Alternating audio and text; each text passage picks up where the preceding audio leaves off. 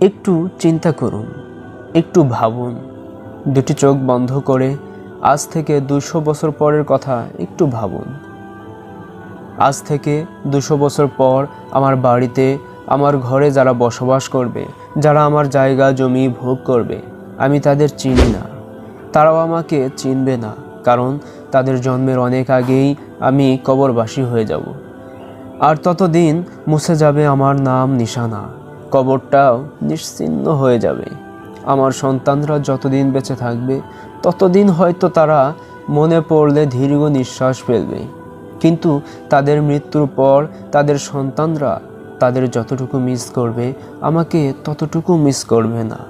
হয়তো বাবার কবর জিয়ারত করে দোয়া করার সময় আমার জন্য অর্থাৎ দাদার জন্য একটু দোয়া করবে, কিন্তু তারপরের প্রজন্ম আর মনে রাখবে না। প্রায় 200 বছর আগে যারা মারা গেছেন তাদেরকে নিয়ে একটু ভাবুন, একটু চিন্তা করুন।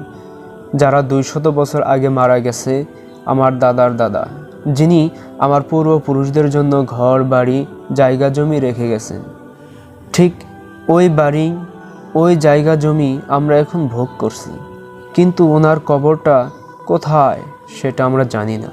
হয়তো আমার দাদার পিতা জানতেন, কিন্তু দাদার পিতা তো বেঁচে নেই, দাদাও বেঁচে নেই। তাই একটু ভাবুন, একটু চিন্তা করুন।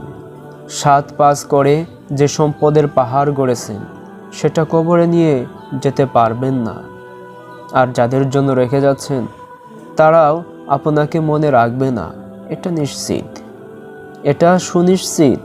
তারা আপনাকে মনে রাখবে না। অন্যের সম্পত্তি জবর দখল করে ভাবছেন আপনি জিতে গেছেন। সুদ, ঘুষ, কমিশন বাণিজ্য করে সম্পদের পাহাড় গড়ে ভাবছেন আপনি জিতে গেছেন। তাহলে আপনি আস্ত একটা বোকা।